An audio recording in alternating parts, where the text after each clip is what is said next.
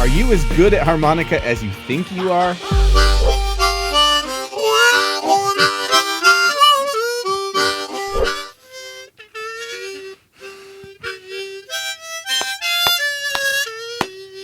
That was good. Playing and teaching the harmonica for decades, I've seen some students who overrate their skills and some students who don't give themselves enough credit. So here's a checklist of 15 things you should be able to do to know if you're an intermediate harmonica player or not. Before you find out if you make the grade, I want to mention two things. Number one, the term intermediate is completely subjective, so if you think I've missed something, please leave me a furious comment below. And number two, if you can't do any of the items in this list, check the info description below the video for helpful resources. So let's blast through this checklist. There are 15 points, but I'm gonna break them up into 3 big chunks to make them more digestible, starting with basic techniques. First, to be an intermediate, you need to be using the deep, relaxed mouth position. Why does this matter? Because the harmonica is a very small sounding instrument and it doesn't sound big and beautiful until it's resonating in our mouths and throats. Even a great riff like this won't sound good with a shallow, tense mouth position like this.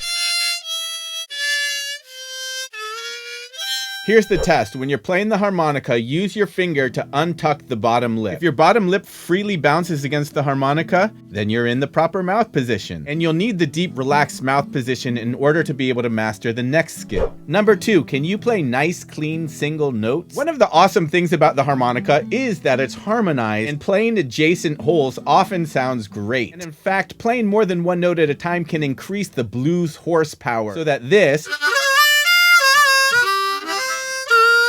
becomes this.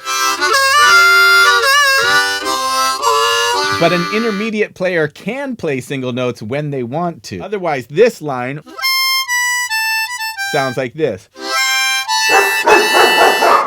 But it's not all about busting out those fast notes, because number 3, can you play slowly in the pocket? One of the main things that makes a beginner sound like a beginner is they don't have a good sense of time. They think they sound like this, but they actually sound like this. When you play a riff at a fast tempo, you can fool a lot of people, but when you slow the tempo down, that's when our true colors begin to show. Here's a good test. Record yourself playing the riff to Hoochie Coochie Man at 50 beats a minute and listen back and see if you're playing right with the metronome.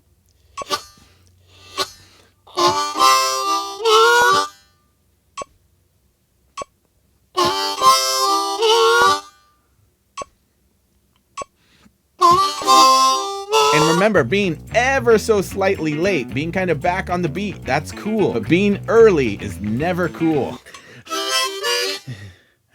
Now on the harmonica, your rhythm and your breathing are inextricably connected. Rhythm and breath control are a requirement for an intermediate player, which is why. Number 4, can you play one of these grooves for several minutes without stopping or getting off the click? This tests both your rhythm and your breath control. Now the way we develop great rhythm is by playing with other musicians, playing along with records, or with a jam track, or with a metronome, or playing while we take a steady walk. That's the rhythm side. The breathing side involves 2 things. Number 1, deep diaphragmatic breathing. Is your belly going out as you breathe in and belly going in as you breathe out? This is the foundation of everything. And number 2, are you able to quickly expel air out of your lungs to avoid the asphyxiation reflex we get from our lungs overfilling with air? Or sneak some air really quickly into your lungs when you're running out of air? Because when our lungs run out of air, it triggers the same asphyxiation reflex. Now, some people figure this whole breathing thing out naturally, and some of us really need to spend a lot of time thinking about it and practicing it. But these 3 grooves in particular will show you if you need development in this area. Groove number 1 is the simple train that I taught in my beginner harmonica lesson number 1. We're saying tucka, breathing in, tucka, breathing out. Remember, the notes are short and we're accenting the inhales. I'm going to put my metronome on 80 beats a minute and let's review this groove. 1,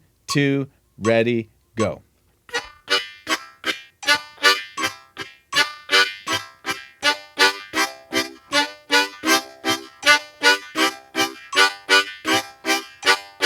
Now, I'm not going to keep that going for 5 minutes, but the test here is you can pause the video, put the metronome on. It could be slower or faster than 80 beats a minute is fine. But can you set a timer and can you play this for 3 to 5 minutes without breaking the groove? Groove number 2, the big train groove. This one we are starting with and accenting the blows, and we are using the coughing technique.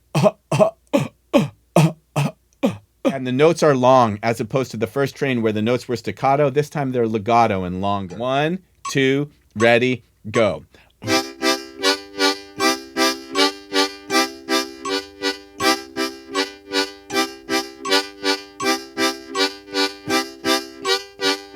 Again, I'm not going to do this for 5 minutes right now, but the test is, can you pause the video, put on a metronome, and do this for 3 to 5 minutes? And this is really the big daddy one. If you can do this one, then you're doing really well. Groove number 3, if you know a little bit of tongue blocking, is also a wonderful way to test your ability in breathing, and specifically in being able to do the nose push, expelling air out of your nose while you're blowing on the harmonica. And all we're doing is simply blocking holes number 1 and 2 with our tongue and blowing on hole 3 out of the right corner of our mouth, and then lifting the tongue and drawing on holes 1 and 2 like this. 1, 2, ready, go.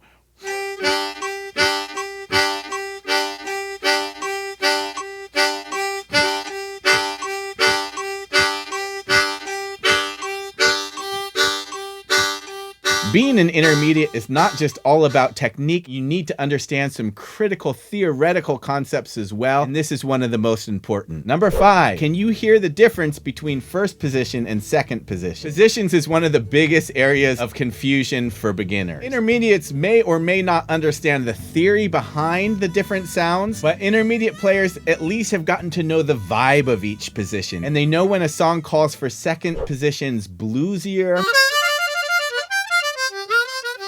funkier sound versus first position's more major sounding or folksy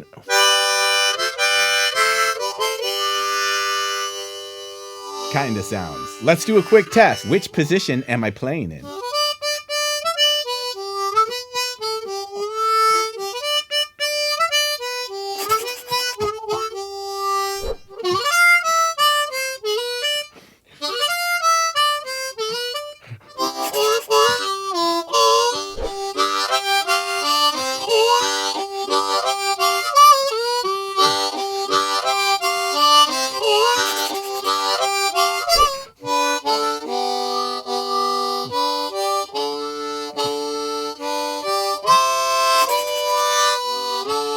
Now, I intentionally tried to keep that pretty simple. Let's do a bonus round for extra credit. What position is this? What about this one?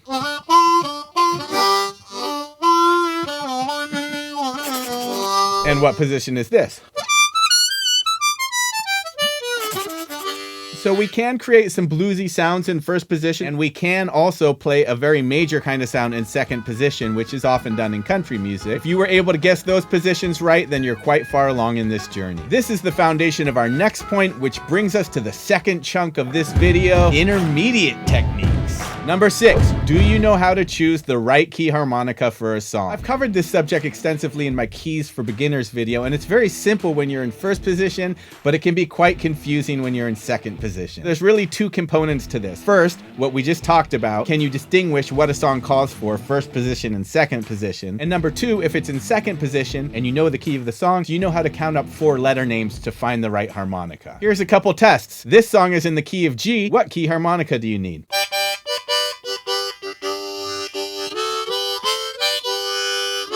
This song is in the key of D. What key harmonica do you need?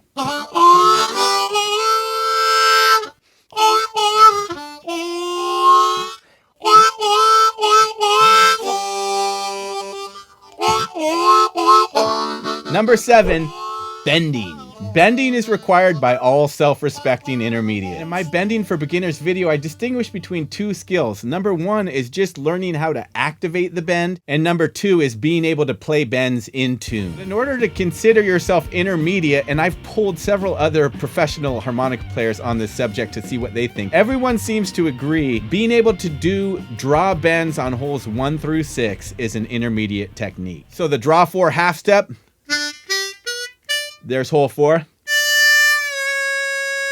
Going up to hole 6. There's hole 6. Down to hole 1. And on draw 2, hopefully being able to do the full whole step bend.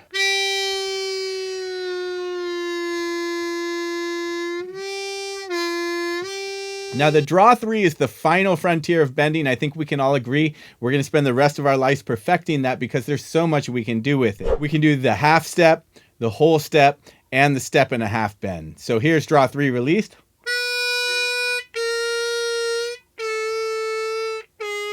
Now, as an intermediate player, you're not going to be able to have perfect control over all those draw 3 half-step bends, but I'm going to play a couple licks here for you to try that I think are a good test of intermediate bending skills. The first is starting the draw 4 from the bent position, releasing it, and going up to the draw 5.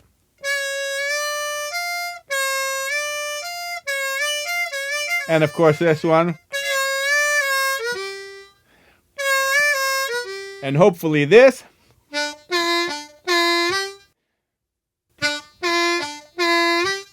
Or even this.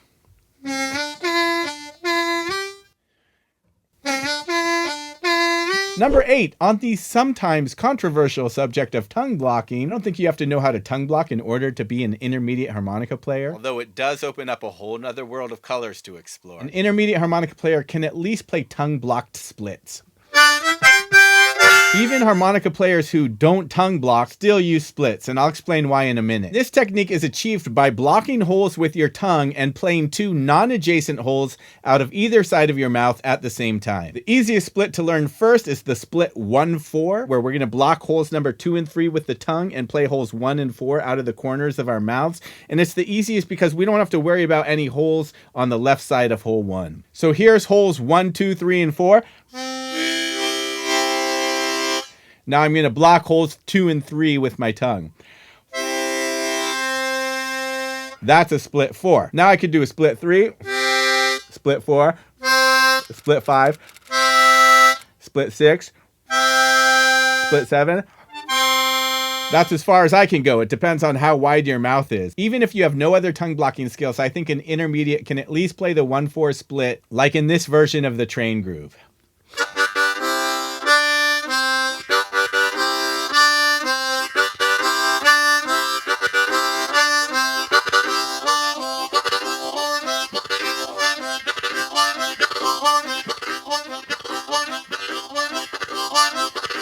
Here's a couple of the reasons that I love splits. It can really punctuate and add a lot of power to your solo. So if I'm soloing,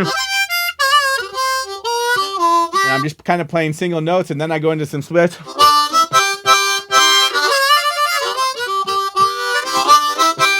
that just adds a lot of power, creates a different texture, and I think it's a lot of fun. It's a great way to build excitement during a solo. But they're also really useful for creating a sound like a chord when we don't have that chord. For example, when we play the blues, we can do draw 1, 2, and 3 for the 1 chord.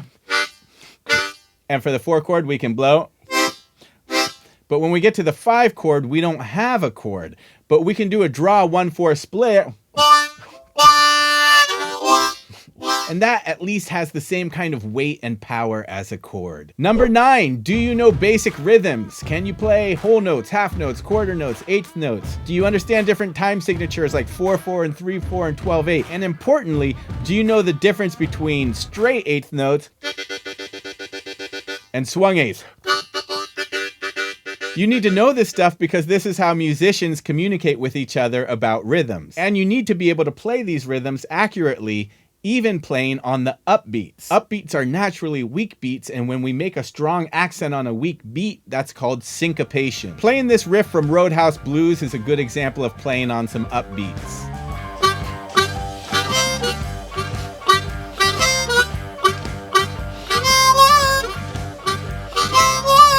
Number 10, can you improvise?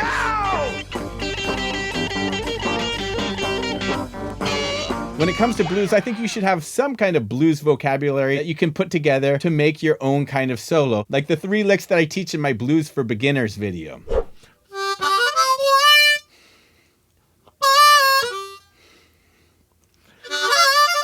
So the test here is just go on YouTube, type in blues backing track in G, and make up a solo. Ain't nothing to it but to do it. Number 11, do you have 1 or 2 full songs memorized? If somebody asks you to play something, will you stare at them like a deer in the headlight while your heart races? My heart still races when someone asks me to play something. But you gotta have something to play. And speaking of committing things to memory, we are now at the third and final chunk of our checklist, theory. Number 12, scales. I think an intermediate harmonica player knows a few scales. Why do you need to know scales? Because every single melody or riff from a song is devised from a scale, even if the person who wrote it doesn't know theory. So if you want to be able to understand how music is put together or be able to make up some of your own music, then having some scale knowledge is a no-brainer. The first position major scale in the center octave.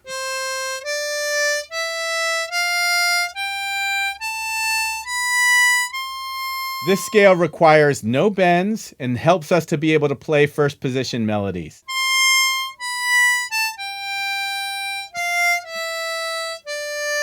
And if you can play it in the low octave, that requires 2 bends.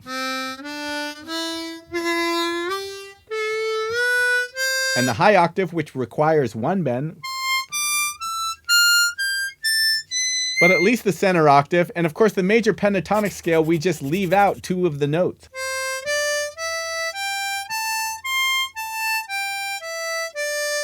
So if you can play the major scale, you can play the major pentatonic scale. And then in second position, of course, the blues scale from draw 2 to blow 6. And back down. And hopefully down from there as well. And back up. Spending time learning that scale is going to pay great dividends. And then for country, soul, gospel, and reggae, the major pentatonic scale is also really, really helpful.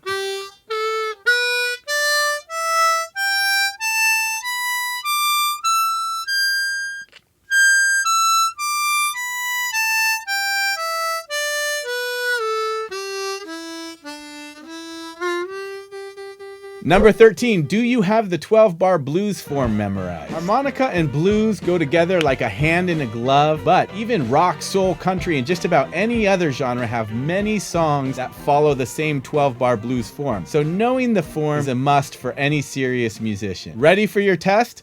How many large phrases are inside of the 12-bar blues? In the second 4-bar phrase, what chord do we play for the first 2 bars? So bars 5 and 6 of the form. Where does the 5 chord come?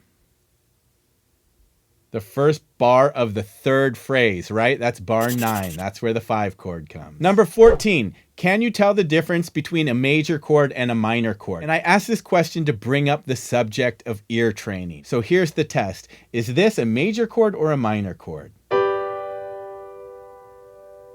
And what about this? Is this a major chord or a minor chord?